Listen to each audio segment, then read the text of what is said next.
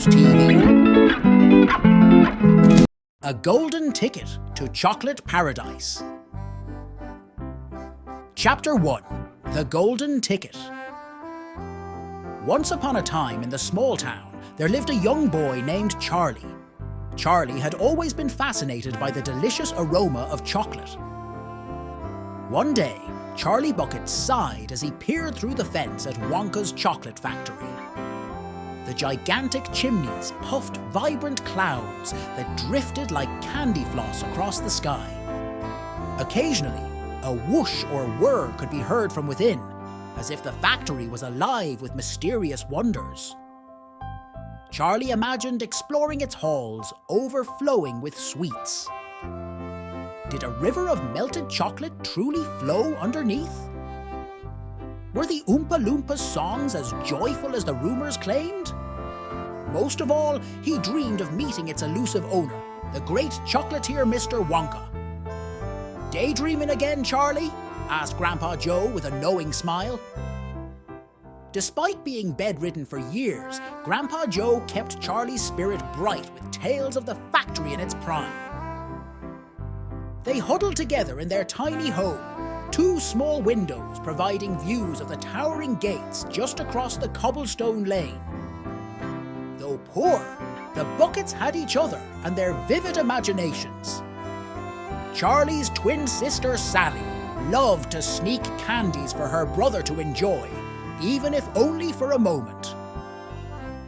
His parents did all they could to provide for their large family, despite the father's weak lungs which failed each winter more. On this cold October morning, Charlie clutched a tattered copy of The Miracles of Chocolate as golden leaves swirled outside. He eagerly read passages describing sugary islands floating in azure seas and frosting waterfalls that glistened like diamonds. As his family enjoyed their meager breakfast of brown bread and berry jam, Charlie told of latest factory rumors. "Apparently, Mr. Wonka hid golden tickets across the country," he explained.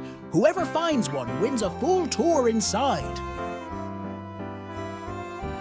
His family listened with interest, knowing how much such a prize would lift Charlie's spirits.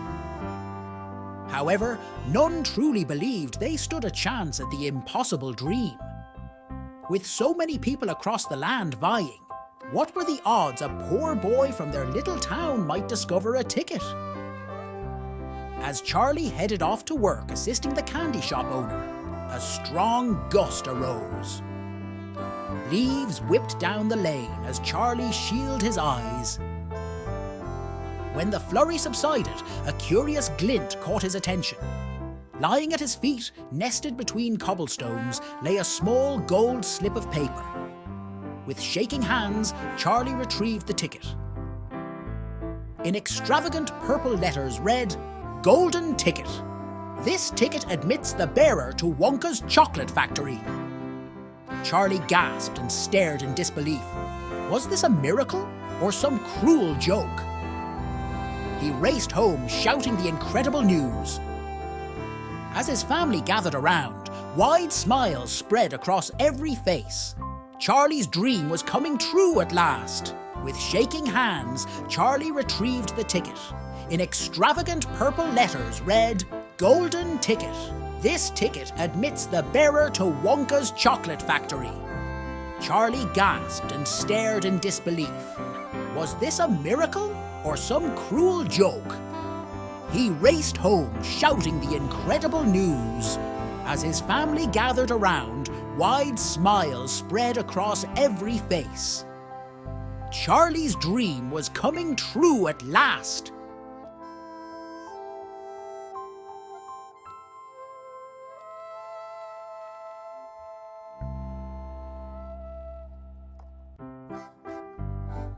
Chapter 2. A World of Wonder. Charlie presented the ticket at the towering factory gates, breathless with anticipation. A buzzer sounded, and the iron doors creaked open to reveal Mr. Wonka standing amid a flurry of confectionery flakes. "Welcome, my dear friends, to the most amazing place in the whole world," boomed the chocolatier. His vibrant purple coat and orange hair blended perfectly amid the swirls of candy floating around him. "I am Willy Wonka, and this is my factory." Charlie stared up at the eccentric man in awe. Mr. Wonka knelt to shake each visitor's hand, pausing with curiosity at Charlie's tattered chocolate book. "You seem to be quite knowledgeable already, my young sir. Let us see if your imagination matches reality." As the group followed Mr. Wonka through twisting hallways, they passed an entire room filled with cocoa trees taller than any forest. Their branches drooped heavy with round purple and yellow pods. Workers clipped the ripe ones into waiting baskets. "Fresh cocoa beans, just in from Africa and South America," announced Mr. Wonka proudly. "We let them ferment for exactly 6 months before roasting brings out the rich flavour." The aroma intensified Charlie's anticipation to see more. Up ahead flowed a winding crystal stream, its gentle rippling carrying flecks of colours.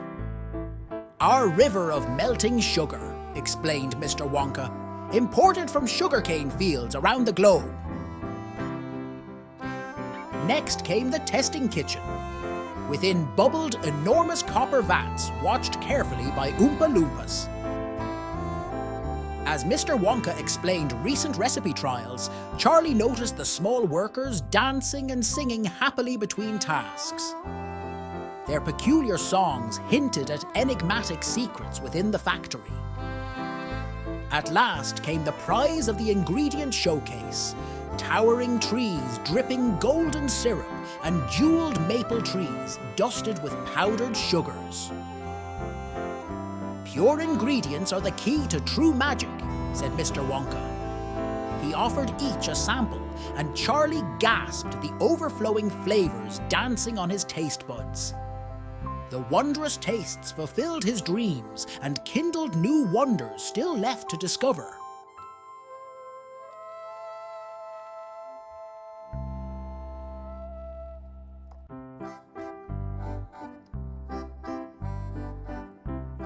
Chapter 3: Endless Delights.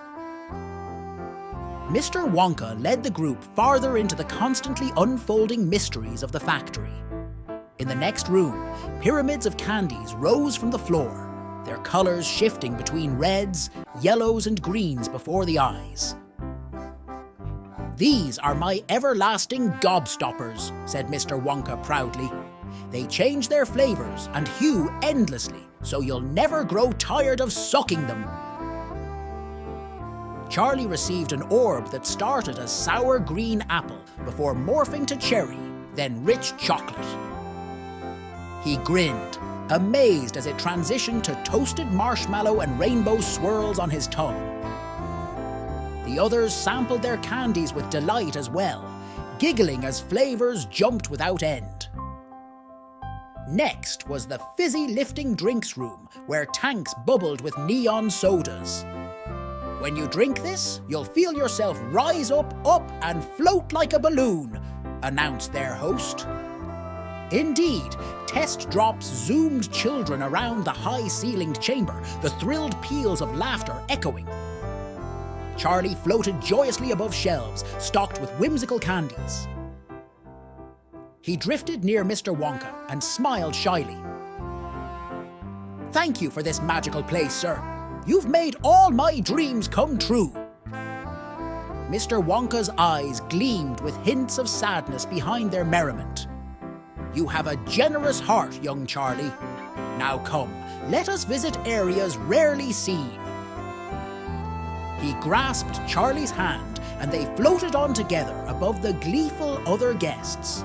Behold nutty brittle fields, where nuts swirled amid toffee hurricanes, and here lies the taffy stretching operation, where saltwater taffies lengthened marvellously.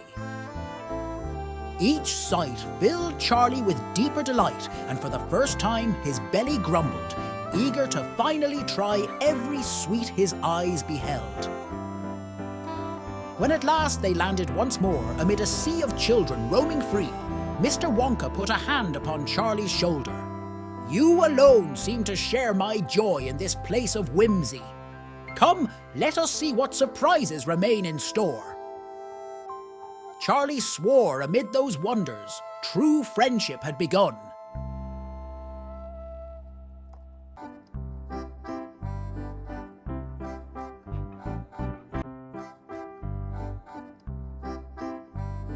Chapter 4.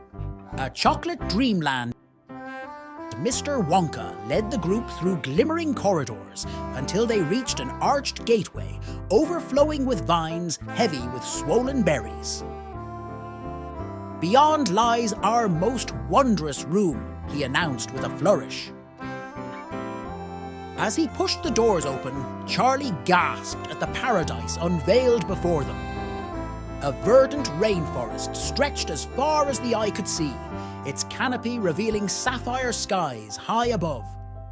But instead of leaves, the trees bore ripe fruits of fudge and taffy, oozing with vibrant colours. Beneath flowed not a river, but a glassy expanse of melted chocolate, swirling gently in eddies. Islands floated past, lush with marzipan flowers and mounds of candy soil. Along the shores skipped Oompa Loompas, gathering cocoa pods or rolling plump berries within frosted waves. Charlie stared in awe, feeling as if he had stumbled into one of the vivid landscapes within his books. "This is my chocolate room," beamed Mr. Wonka. "Here, all the sweets of the world intertwine in one wonderland. Tuck in and make yourselves at home." Tables near the shore groaned with pastries, truffles and towers of spun sugar sculptures. As Charlie tasted blueberry muffins light as clouds, he noticed one boy greedily filling his pockets. Another girl had started a fight over the last eclair. Shaking his head, Mr. Wonka led Charlie through the enchanting glades. Splashing sounds ahead warned of trouble. They arrived to see one girl had drunk from the river and swelled tremendously. The boy who forced berries down now raged in violet hues. As Oompa Loompas sang of the fool's true colours revealed, Charlie felt sad for their comeuppance despite rule-breaking. He knew within, integrity and community were keys to finding joy, not selfish pursuits.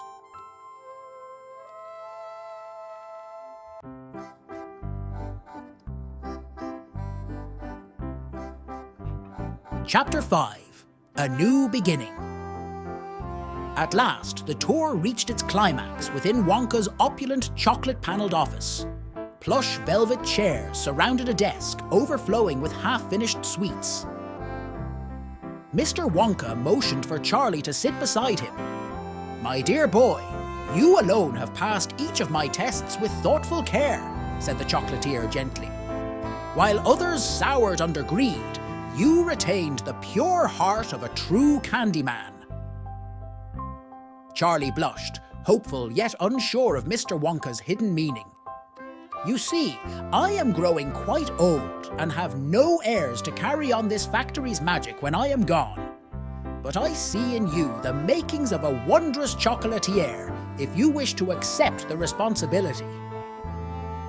Charlie stared in stunned delight as Wonka offered him an apprenticeship and someday ownership of the very factory that fueled his dreams. The boy flung his arms around Mr. Wonka, crying tears of joy. "Nothing would make me happier than to learn from you and spread more wonder," he promised. Wonka's eyes shone, seeing that through Charlie's care, sweet dreams might live on forever. And so Charlie started his new life within those enchanted walls, learning ancient secrets and innovating new delights alongside his dear friend. Years later, when Wonka at last chose to slow down, Charlie took the reins proudly and expanded the factory's magic further than ever. To this day, the factory remains a paradise visited by children across the lands, sparking imaginations with its marvels. And Charlie knows that through every smile and ooh of delight, he achieves the dream to share boundless wonder and joy, just as his own life's sweets had begun so many years ago within those hallowed golden gates.